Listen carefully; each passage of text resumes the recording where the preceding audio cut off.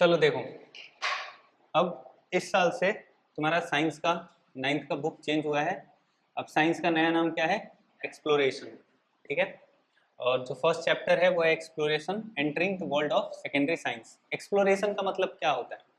Exploration का मतलब होता है चीज़ों को और ज़्यादा उनको डीप डाइव करना, और ज़्यादा उनके बारे में पता करना, समझना। ठीक है, एक्सप्लोर करना। तो बेसिकली अब जो नई बुक आई है ना साइंस की, उसमें तुम्हारा जो पहले थी वो भी अच्छी थी, उसमें फैक्ट्स थोड़ा ज़्यादा थे, इसमें थिंकिंग थोड़ा ज़्यादा बढ़ाया गया है। ठीक है, फैक्ट्स कम दिए गए हैं, सोचने वाली चीज़ें ज़्यादा दी गई हैं। तो सबसे पहला जो चैप्टर है उसको अगर हम पढ़ने समझे कि एक्सप्लोरेशन क्या होता है और सेकेंडरी साइंस का मतलब क्या है, तो सबसे पहले यहाँ पे समझो कि साइंस क्या है। साइंस जो है वो एक बैग ऑफ फैक्ट्स नहीं है जिसको कि हम बैठ करके मेमोराइज करते रहें। ऐसा नहीं कि साइंस में बहुत सारे फैक्ट्स को रख दिया गया है, उनको मेमोराइज करते रहो। साइंस क्या है? साइंस एक सिस्टमेटिक जर्नी है। किस चीज की जर्नी है? तो डीप एक्सप्लोरेशन की। बेसिकली हम एक कैसे एक वंडर से लेकर के एक्सपेरिमेंट्स तक कैसे पहुंचते हैं, उसकी जर्नी है ये। कि हमने पहली बार कोई चीज कभी सोचा कि तारे हैं तो क्यों हैं, कहाँ से आते हैं, तो वो एक वंडर था। वहां से हमारी जर्नी शुरू हुई, तो हमने एक्सपेरिमेंट्स किए, हमने बहुत सारी चीजें पता की, तो आज के टाइम में हम बहुत सारी चीजें जानते हैं उनके बारे में।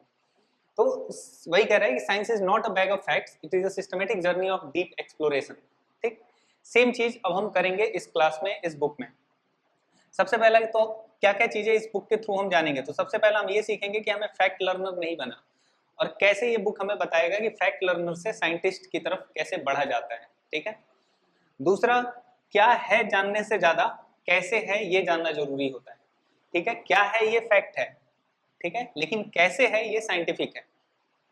ठीक। दूसरा, एस्टिमेशन का पावर समझेंगे हम कि एस्टिमेट करने का क्या पावर है। जैसे हम बोलते हैं ना कि कुछ चीजों में हम ये बोलते हैं कि हमें एस्टिमेट करके नहीं बताओ, हमें एग्जैक्ट वैल्यू बताओ।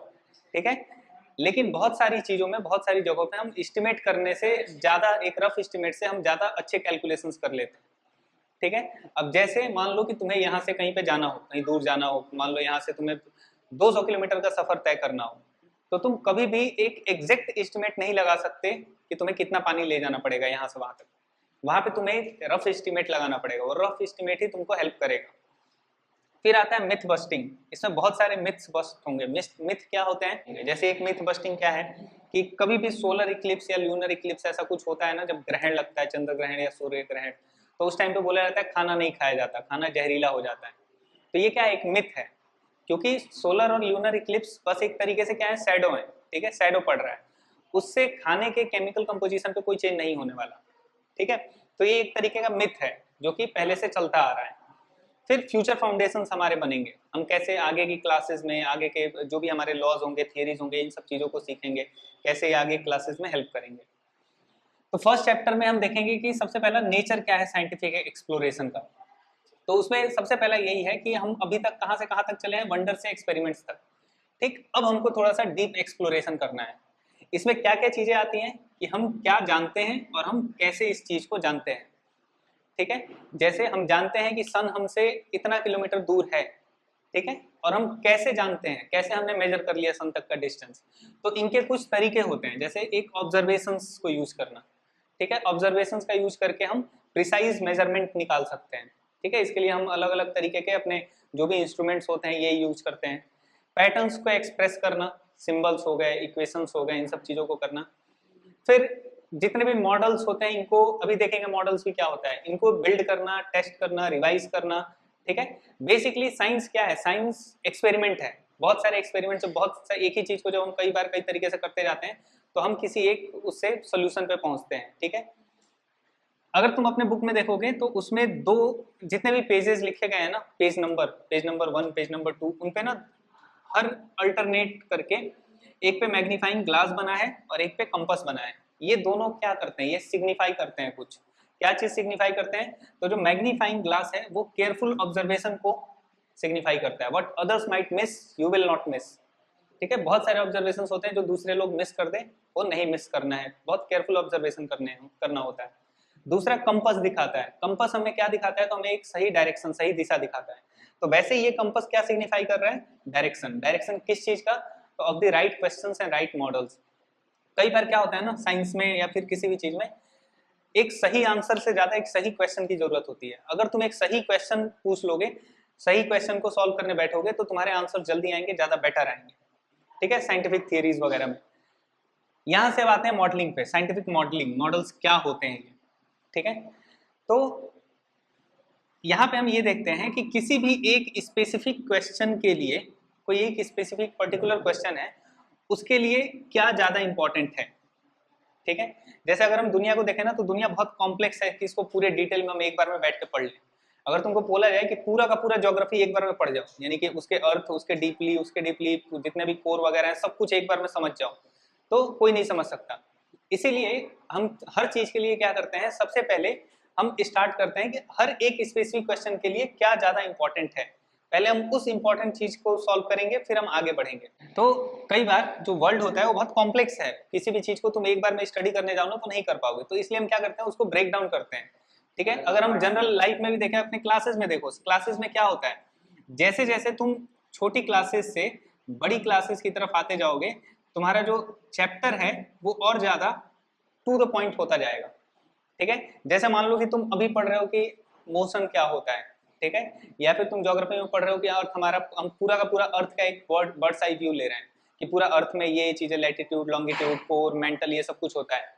जैसे जैसे हायर क्लासेस में जाते जाओगे वैसे वैसे तुम्हारे टॉपिक्स और छोटे होते जाएंगे और उसी का और डीप एक्सप्लोरेशन चलेगा, ठीक है। जैसे तुम अगर पीएचडी करने जाओगे तो हो सकता है तुम पूरा अर्थ नहीं पढ़ रहे हो, तुम सिर्फ कोर को पढ़ रहे हो या सिर्फ मेंटल के बारे में स्टडी कर रहे हो, रिसर्च कर रहे हो। तो यही चीज होता है कि हम एक बार में बहुत सारी चीजों को नहीं समझ सकते, तो हम उसका मॉडलिंग करते हैं, ठीक है। जैसे अर्थ साइंस को हम पूरे अर्थ साइंस में हम पूरे अर्थ को एक स्मूथ स्फीयर की तरह मान के चलते हैं। इससे क्या होता है ना कि अर्थ को समझना और थोड़ा सा आसान हो जाता है, जबकि अर्थ एक स्मूथ स्फीयर नहीं है, कहीं बहुत बहुत रफ है सरफेस इसका, कहीं उबड़ खाबड़ है, कहीं पानी है, कहीं कुछ है, तो फिर भी हम इसको मानते हैं। केमिस्ट्री में जितने भी एटम्स और मॉलिक्यूल्स है, हम इनको एक सिंपल स्फीयर या फिर बॉन्ड मानते हैं, जबकि एक्चुअली में ऐसे नहीं है, इनका केमिकल, फिजिकल स्ट्रक्चर सब कुछ अलग अलग होता है। तो बेसिकली ये मॉडलिंग हमारे लिए करता क्या है ना, कि चीजों को हम पहले आसान बनाते हैं अपने लिए, ठीक है, कि इस पर्टिकुलर पॉइंट के लिए हमारे लिए क्या जरूरी है, हम पूरा डिटेल में क्यों पढ़े इसको, इस पर्टिकुलर क्वेश्चन के लिए जो जरूरी है हम सिर्फ वही करेंगे। अब क्यों हम इन डिटेल्स को इग्नोर करते हैं कभी कभी, जैसे होता क्या है ना, जैसे एयर रेजिस्टेंस का ले लो या फिर इंडिविजुअल सेल काउंट का ले लो, इनको हम क्यों इग्नोर करते हैं। जैसे मान लो कि हम यहाँ से ये मार्कर गिराते हैं, तो हम कैलकुलेट करते हैं अगर इसका स्पीड, डिस्टेंस, सब कुछ, तो हम इसमें ग्रेविटी वगैरह सब कुछ काउंट करेंगे, बट इसको जब हम गिरा रहे हैं तो एयर भी तो थोड़ा सा रेजिस्टेंस लगा रहा है ना, इसको नीचे गिरने से रोक रहा है, वो एयर रेजिस्टेंस को हम इग्नोर कर दे रहे हैं, हम कैलकुलेट नहीं करते हैं कभी भी, ठीक है। तो एयर रेजिस्टेंस को हम पूरी तरीके से इग्नोर कर रहे हैं। क्यों कर रहे हैं, इसका रीजन क्या है, इसी की जगह पे अगर हम एक पेपर गिराएं तो वहां पे भी एयर रेजिस्टेंस है, वो तो ज्यादा रेजिस्ट कर देगा, तो वहां पे अगर हम इग्नोर करें उस पर्टिकुलर क्वेश्चन पे, पेपर वाले पे, तो फिर बहुत गलत आंसर आ जाएगा। लेकिन इस पे अगर हम एयर रेजिस्टेंस को इग्नोर कर रहे हैं तो ज्यादा डिफरेंस नहीं आ रहा, ठीक है, बहुत माइनर, मतलब पॉइंट के फ्रैक्शंस में नंबर आएगा कोई। तो यहाँ पे क्या है कि इसके केस में, मार्कर या फिर किसी हैवी वेट के केस में एयर रेजिस्टेंस से ज्यादा फर्क नहीं पड़ता, वो इतना नेग्लिजिबल होता है कि हम उसको इग्नोर कर देते हैं सिंप्लीफाई करने के लिए, कि हमारी कैलकुलेशन सिंपल है। जबकि पेपर वगैरह के केस में जितने भी हल्की चीजें होती हैं, लाइट वेट चीजें हैं, उनके केस में हम एयर रेजिस्टेंस को अगर इग्नोर करेंगे तो हमारे कैलकुलेशंस गलत आएंगे, तो इसलिए वहां पे नहीं कर सकते। तो ये जितने भी इग्नोर करने वाली चीजें हैं, ये ऐसा नहीं है कि कोई गलती हो रही है कि बाय मिस्टेक हम छोड़ दे रहे हैं, इग्नोर कर दे रहे हैं, ये एक स्ट्रेटेजिक एजम्पशन है, ये हमने मान लिया है, ठीक है, ताकि इतने कॉम्प्लेक्स चीजों से हम ओवरवेल्म ना हो, हम थके नहीं, हम जल्दी घबराएं नहीं, तो इसलिए माना जाता है। जैसे एक एग्जाम्पल में है, एक साइंटिस्ट थे मेघनाथ साहा, ठीक है, इन्होंने क्या किया, ये स्टार को स्टडी कर रहे थे, ठीक है। अब स्टार क्या है, स्टार तो कॉम्बिनेशन ऑफ गैसेस ही है, बट उन गैसेस के अंदर भी बहुत सारी चीजें हैं, बहुत तरीके के एटम्स हैं, मॉलिक्यूल्स हैं, बहुत सारी चीजें हैं। अगर ये मेघनाथ साहब पूरे स्टार को अच्छे से स्टडी करने बैठते और उनके प्रॉपर हर एक स्ट्रक्चर को, हर एक एटम को स्टडी करते, तो ये पूरी लाइफ शायद स्टडी करते रहते, मे भी कुछ इनको मिल जाता, मे भी कुछ नहीं मिलता।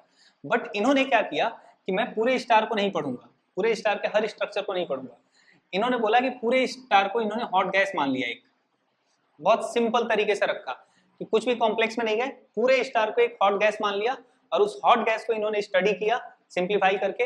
तो इनको क्या पता चला कि स्टार के कलर और उसके टेम्परेचर में रिलेशन क्या होता है, ये इनको पता चला कि जो स्टार का कलर होता है वो उसके टेम्परेचर पे डिपेंडेंट होता है, ठीक है। तो ये क्या हुआ कि यहाँ पे सिंप्लीफिकेशन की वजह से एक बड़ा ब्रेक थ्रू मिला। अगर ये सिंप्लीफिकेशन नहीं हुआ होता, अगर ये नहीं मानते कि नहीं star is not a combination of just hot gases, but इसके अंदर और भी बहुत सारी तरह की चीजें हैं। तो अगर ऐसा हुआ होता तो फिर ये शायद ब्रेक थ्रू इनको नहीं मिला होता। फिर साइंस का जो लैंग्वेज है वो क्या है, साइंस कैसे बात करता है, ठीक है। जैसे हर कोई किसी न किसी तरीके से बात कर रहा है, हम वर्बली बात कर रहे हैं, ठीक है। जो जानवर होते हैं वो किसी न किसी तरीके से आवाजें निकाल करके साउंड्स के थ्रू बात करते हैं। ऐसे ही हर सब्जेक्ट भी हमसे बात करता है। अब साइंस हमसे बोल रहा है तो किस लैंग्वेज में बोल रहा है, तो ये बहुत ही एक प्रिसाइज तरीका होता है, प्रिसाइज वे होता है साइंस के बात करने का, ताकि बहुत तरह की कॉम्प्लेक्सिटी ना रह जाए, मतलब ऐसी चीजें ना रह जाए, अनसर्टेनिटी ना रह जाए, कोई एम्बिग्विटी ना रह जाए। तो वो क्या यूज करता है, कुछ सिंबल्स यूज करता है। जैसे मान लो कि मास है, ठीक है, हमारा वेलोसिटी वगैरह है, वॉल्यूम है, फोर्स है, अलग अलग तरीके के सिंबल्स यूज करता है। मैथ्स जो है it is language of science, science का भी लैंग्वेज क्या है, मैथ्स है। मैथ्स के थ्रू ही ये बात करता है। मैथ्स क्या कराता है, तो अलग अलग क्वांटिटीज के बीच के रिलेशन क्या है ये बताता है, उनको अच्छे से एक्सप्रेस कैसे करें ये कराता है, और उनको टेस्ट करना हो अगर तो उसमें भी हेल्प करता है। फिर वहीं पे इक्वेशंस आते हैं, ठीक है। जैसे मान लो C+O कार्बन मोनोऑक्साइड, ठीक है, ये क्या है, ये एक इक्वेशन है। तो ये इक्वेशन अपने आप में एक कॉम्पैक्ट स्टेटमेंट है, ठीक है। ये सिर्फ स्टेटमेंट वो नहीं है, सिर्फ इक्वेशन नहीं है, ये एक स्टेटमेंट है जिसको कि हमने सॉर्ट कर दिया। किस स्टेटमेंट को, तो carbon reacts with oxygen to give carbon monoxide, ठीक है, या फिर carbon reacts with oxygen to give carbon dioxide, ठीक है।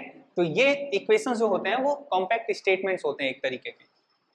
फिर अगर हम मेजरमेंट्स और स्टैंडर्ड्स में देखें तो यहाँ पे हम क्या यूज करते हैं, SI यूज करते हैं, इंटरनेशनल स्टैंडर्ड। ये क्यों यूज करते हैं, ताकि फेयरनेस रहे, एक्यूरेसी रहे ट्रेड वगैरह में, बाकी चीजों में, और दुनिया के साइंटिस्ट एक दूसरे से बात कर पाए। बेसिकली होता क्या है, मान लो दुनिया में हर जगह अगर अलग अलग तरह से मास को, लिक्विड को, हर तरीके हर चीजों को अगर मेजर करने का यूनिट यूज किया जाए अलग अलग, तो बहुत ज्यादा कॉम्प्लेक्सिटी होगी। क्या पता चले हम यहाँ से कोई चीज खरीद करके लेकर के जा रहे हैं, हम यहाँ से बेचने जा रहे हैं 5 किलो गेहूं, वहां जाकर के हो गया 2 किलो गेहूं, ठीक है, क्योंकि वो लोग अलग तरीके से अलग मेजरमेंट का वो देखते हैं, ठीक है। वो लोग हम इतने गेहूं को 1 किलो मानते हैं, वो इतने गेहूं को 1 किलो मानते हैं। तो ऐसा कुछ ना हो, इस वजह से एक इंटरनेशनल स्टैंडर्ड यूज किया जाता है।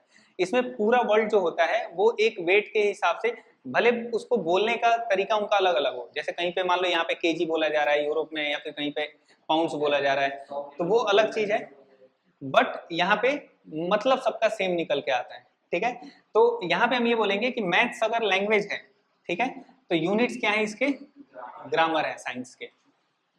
अब इसमें एक केस है फेमस, जैसे एक गिमली ग्लाइडर केस है 1983 का। इसमें हुआ क्या था ना, सेम इसी SI यूनिट की वजह से एक दिक्कत हुई थी। इसमें हुआ क्या था, एक 1983 में कनाडा का बोइंग 767 था प्लेन, जो कि मॉन्ट्रियल से एडमंटन जा रहा था।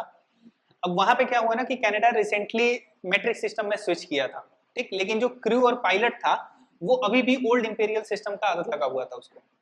तो वहां पे जो क्रू और पायलट हैं उन्होंने जो फ्यूल की नीड थी उसको पाउंड्स में कैलकुलेट कर लिया, ठीक है, जबकि चाहिए था किसमें, केजी में, क्योंकि सिस्टम चेंज हो गया था, तो इन्होंने पाउंड्स में कैलकुलेट कर लिया। अब पाउंड्स जो होता है वो बहुत हल्का होता है केजी से, 1 केजी में लगभग 2.2 LBS होता है, 2.2 पाउंड्स होता है। अब इन्होंने टोटल मान लो कि इन्होंने 10,000 केजी कैलकुलेट किया था, और इन्होंने समझा कि क्या है 10,000 पाउंड है, ठीक है। अब इसकी वजह से दिक्कत क्या हुई कि 1 केजी में 2.2 LBS है, यानी कि अगर 10 केजी उन्होंने मांगा होगा तो इन्होंने कितना दिया होगा, 5 केजी, यानी कि 10 केजी मांगा होगा तो इन्होंने 10 LBS दिया होगा, केजी में तो 5 ही हुआ। तो जब वो प्लेन उड़ा तो उसमें ऑलमोस्ट हाफ डीजल था। अब इसकी वजह से हुआ क्या कि 41,000 फीट की ऊंचाई पर वो जो प्लेन था वो एक बहुत बड़ा ग्लाइडर बन गया। ग्लाइडर का मतलब उसके दोनों इंजन फेल हो गए, अब वो सिर्फ हवा में उड़ रहा है, ठीक है। जैसे हम ऊपर से गिरे तो बस हवा के रेजिस्टेंस की वजह से जैसे धीरे धीरे उड़ते उड़ते गिरेंगे नीचे, वैसे ही वो प्लेन बन गया था। उसके कैप्टन थे रॉबर्ट पियर्सन। अब वहां पे बहुत मुश्किल से उन्होंने उसको, एक old royal Canadian air force base था, रनवे था गिमली में, वहां पे इसको लैंड कराया, और फिर मतलब किसी को नुकसान नहीं पहुंचा। बट यहाँ पे क्या है, सेम चीज दिखा रहा है कि एक छोटे सी SI की वजह से, SI की दिक्कत की वजह से 200-300 लोगों की जान खतरे में चली गई, ठीक है। तो ये इंपॉर्टेंस होता है मेजरमेंट्स और स्टैंडर्ड्स का, एक SI यूनिट का, ठीक है। अगर ये SI यूनिट ना हो तो केओस हो जाएगा, ठीक है। फ्लाइट्स इंडिया से रसिया जा रही हैं, रसिया से US जा रही है, US से कहीं और जा रही हैं, तो हर जगह अलग अलग अगर सिस्टम यूज होने लगे तो फिर समझ ही नहीं आएगा कहाँ कितना डीजल भरवाना है। चलो नेक्स्ट टॉपिक है फिर लॉज, थियरीज एंड प्रिंसिपल्स। ठीक है, क्या होते हैं लॉ, क्या होता है थियरी, क्या होता है और प्रिंसिपल क्या होता है। तो सबसे पहले अगर हम लॉ देखें, लॉ क्या होता है? लॉ जो है उसको हम बोलते हैं एक रेगुलर पैटर्न जो कि हम नेचर में ऑब्जर्व करते हैं वो बताता है। ठीक है, जैसे नेचुरल पैटर्न क्या हो गया, जैसे न्यूटन का लॉ है, मान लो न्यूटन का एक लॉ है, जैसे न्यूटन के 3 लॉ हैं, उसके अलावा इनर्शिया वगैरह है, सब कुछ है। तो इनर्शिया जैसे लॉ ऑफ इनर्शिया क्या कहता है कि अगर मान लो बस एक अचानक से ऐसे जा रही है और तुम उसमें खड़े हो बस में, और बस अगर अचानक से रुकी तो तुम आगे की तरफ जर्क करोगे, ठीक है, आगे की तरफ गिरोगे। तो ये क्या है? ये एक लॉ है, ठीक है, जो कि नेचर में पैटर्न में नेचर में ऑब्जर्व किया गया और फिर उसको बता दिया गया। ठीक, ऐसे ही होता है थियरी। थियरी क्या होता है? थियरी इसका एक स्टेप फर्दर है, इसी से एक स्टेप आगे जाता है। थियरी बताता है कि ऐसा हुआ क्यों। ठीक है, तो थियरी इन पैटर्न्स का बताता है कि ये पैटर्न्स क्यों हुए, क्यों ये ऑकर हो रहे हैं, और ये किस बेसिस पे बताता है? तो ये एविडेंस के बेसिस पे बताता है। ये उसका एविडेंस दिखाएगा, प्रूफ देगा और फिर उसके बेसिस पे बताएगा। जैसे मान लो कि एटॉमिक थियरी है, ये बताता है कि मॉलिक्यूल्स कैसे फॉर्म होते हैं, तो ये एविडेंस बेस्ड है। प्रिंसिपल्स क्या है? तो जो ब्रॉड आइडियाज होते हैं ना, उनको हम प्रिंसिपल्स बोलते हैं। ये किसी भी सिचुएशन को समझने का सेंस बनाते हैं। ठीक है, जैसे कंजर्वेशन ऑफ एनर्जी। तो कंजर्वेशन ऑफ एनर्जी क्या है कि energy can neither be created nor be destroyed. इसको सिर्फ हम एक फॉर्म से दूसरे फॉर्म में चेंज कर सकते हैं। तो ये एक शॉर्ट, एक नैरो आइडिया नहीं, ये एक ब्रॉड आइडिया है जो समझने में चीजों को हेल्प करता है। ठीक है, तो ये होते हैं लॉज, थियरीज और प्रिंसिपल्स। फिर आते हैं प्रेडिक्शंस और एविडेंस। ठीक है, साइंस का जो सबसे अल्टीमेट स्ट्रेंथ है ना, वो है प्रेडिक्ट करना, प्रेडिक्शंस। ठीक है, अब प्रेडिक्शंस का मतलब क्या होता है कि तुमने प्रेडिक्ट कर लिया कि कल बारिश होगी, ये भी एक तरह का प्रेडिक्शन है, और मान लो हो भी सकती है, नहीं भी हो सकती है। अब तुमने जो किया वो क्या है? गेस है। ठीक है, साइंस जो करता है वो गेस नहीं होता है। ठीक है, साइंस जो करता है वो एक्सपेक्टेशंस होते हैं कि ऐसा होगा। क्यों होगा? क्योंकि हमारे पास एविडेंसेस हैं, हमारे पास मॉडल्स हैं, उनके बेसिस पे हम गेस कर रहे हैं, हम गेस नहीं कर रहे हैं, हम एक्सपेक्ट कर रहे हैं कि बारिश होगी। किस बेसिस पे? तो जैसे अगर बारिश का हम देखें तो एक पर्टिकुलर कुछ मेजरमेंट्स होते हैं जिनके बेसिस पे हम बोलते हैं बारिश होगी। जैसे वेदर कैसा है उस दिन का, मॉइस्चर कैसा है एयर में। ठीक है, हाँ, जब ये सब चीजें देखते हैं तो हम बताते हैं कि इस दिन बारिश होगी। तो इसको हम एक्सपेक्टेशंस बोलते हैं, which are based on evidence and models. ये ऐसे ही रैंडम गेसेस नहीं होते। दूसरा, इन प्रेडिक्शंस को हमेशा टेस्ट करता रहता है। ठीक है, जैसे वेदर फोरकास्ट ही हुआ तो इसको टेस्ट करेगा। तो मान लो मौसम विभाग ने बोला, साइंस ने बोला कि कल बारिश होगी। इन केस अगर बारिश नहीं हुआ तो फिर अब उसको उसमें अपना फॉल्ट देखेगा कि कहाँ पे हम फॉल्ट कर गए, कहाँ पे गलती हुई, क्या क्या चीजें हमने मिस की। तो उसके बाद से फिर अपने आप को वापस से रिफॉर्म करेगा। वही है ओपननेस टू करेक्शन। साइंस जो होता है ना, वो कभी भी ये नहीं बोलता कि हमने जो भी बोला वो 100% ट्रू है। ठीक है, कभी भी अपने आप को अल्टीमेट ट्रूथ नहीं बताता, हमेशा करेक्शन के लिए ओपन रहता है कि हम फेल हो सकते हैं, फिर नई थियरीज आएंगी, फिर नए ऑब्जर्वेशंस किए जाएंगे, उसके बेसिस पे नेचर से जो भी एविडेंस मिलेगा उसके बेसिस पे हमारी थियरी, हमारी प्रिंसिपल्स, ये सारी चीजें फिर से चेंज हो सकती हैं। ठीक है, फिर एक थिंकिंग का हैबिट दिलाता है। ठीक, साइंस जो है ना, एक केयरफुल रीजनिंग को ज्यादा महत्व देता है रादर देन एक्यूरेट कैलकुलेशन। तुम परफेक्ट एक्यूरेट कैलकुलेशन करके बैठो, उससे बेटर है एक केयरफुल रीजनिंग। ठीक है, केयरफुल रीजनिंग में तुम्हारा एक्यूरेट कैलकुलेशन तो नहीं आएगा, लेकिन ऑलमोस्ट तुम वहां पे पहुंच जाओगे उसके आसपास में। होता क्या है कि किसी भी सिचुएशन को अंडरस्टैंड करो, किसी भी सिचुएशन को समझो, जो भी क्वांटिटीज उस पर्टिकुलर मैटर में इन्वॉल्व हैं, मैटर करती हैं, उनको आइडेंटिफाई करो और फिर इनके बेसिस पे तुम एक रफ एस्टिमेट बनाओ। ठीक, इससे होगा क्या? मे भी तुम रॉन्ग हो सकते हो, मे भी तुम राइट हो सकते हो, मे भी तुम आसपास में हो सकते हो। इससे एक तो तुम्हारा इंट्यूशन बिल्ड होगा। इंट्यूशन जिसको हम बोलते हैं सिक्स्थ सेंस।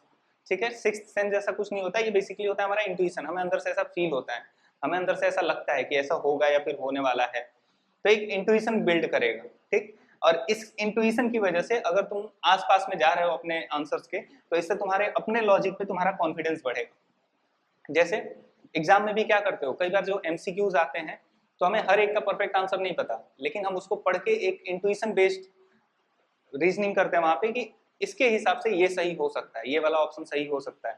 तो इसी को बोलते हैं इंट्यूशन। ठीक है, तो साइंस ये बनाने में हेल्प करता है। फिर साइंस जो है वो सारे साइंस के ब्रांचेज एक दूसरे से कनेक्टेड है, इंटरडिसिप्लिनरी साइंस है। जैसे अगर हम अपना नेचुरल वर्ल्ड देखें ना, तो हमारी दुनिया में किसी भी तरह की बाउंड्रीज नहीं है। जो ये पॉलिटिकल जियोग्राफिकल जो लोगों ने बना रखा है वो अलग चीज है, बट साइंस के हिसाब से नेचर में कोई भी बाउंड्रीज नहीं है। पूरा जो नेचुरल वर्ल्ड है इट इज बाउंड्रीलेस। लेकिन फिर भी हमने अलग अलग फिजिक्स, केमिस्ट्री, बायोलॉजी और साइंस, बाकी और भी बहुत सारे सब्जेक्ट्स हमने बना रखे हैं। इनके अंदर भी जाओगे तो बहुत सारे अलग अलग इनके सब कैटेगरीज बनाए गए हैं। तो ये जो हमने बनाया है बाउंड्री, ये हमने अपने अंडरस्टैंडिंग के लिए बनाया है ताकि हम इन चीजों को ज्यादा अच्छे से समझ सकें। जैसे स्टार्टिंग में पढ़ा था कि हम सारे आइडियाज को एक साथ नहीं पढ़ सकते, ठीक है। हम क्या कर सकते हैं, उसको हम एक ब्रॉड तरीके से समझ सकते हैं, फिर उसको डिवाइड कर करके समझ सकते हैं। तो सेम चीज यहाँ पे होगा। तो जैसे फिजिक्स है, फिजिक्स क्या करता है, deals with motion, force, energy, this kind of things. Chemistry किससे डील करता है, तो मैटर और उसके प्रॉपर्टीज वगैरह से। बायोलॉजी डील करता है जितने भी लिविंग सिस्टम है उनसे।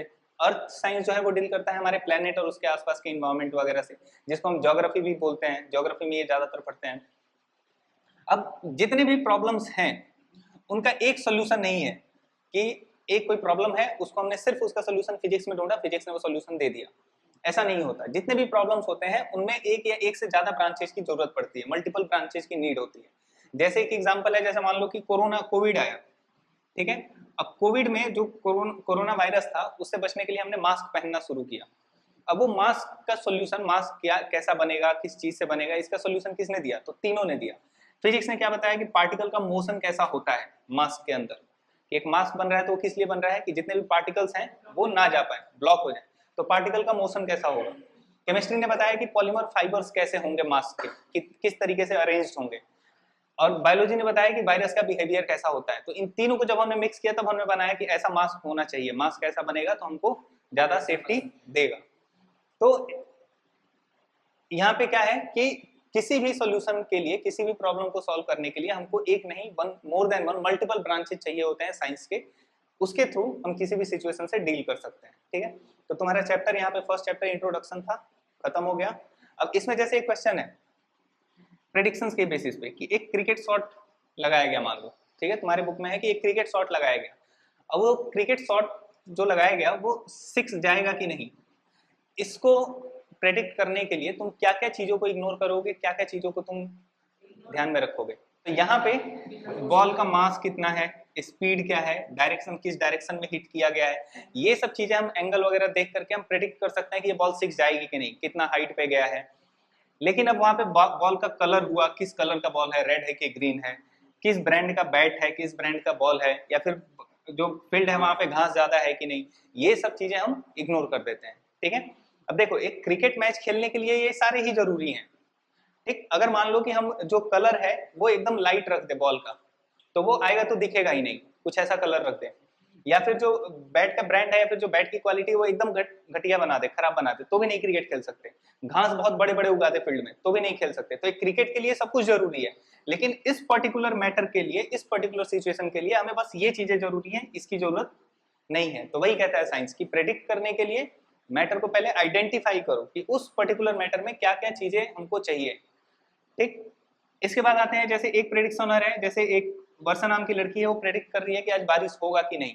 तो वो क्या क्या सिचुएशन देखेगी कि ह्यूमिडिटी कितना है, मतलब जो एयर के पार्टिकल्स हैं उसमें कितना मॉइस्चर है, विंड का स्पीड क्या है, ये सब चीजें देखेगी। लेकिन उस दिन कौन सा दिन है, मंडे है कि ट्यूसडे है, या फिर क्या टाइम हुआ है, ये सबसे कोई मतलब नहीं है, ठीक है। तो ये साइंस का फर्स्ट चैप्टर हो गया। अब सेकंड स्टार्ट करेंगे तुम्हारा। अभी इसका नोट्स और वो देता हूँ असाइनमेंट को।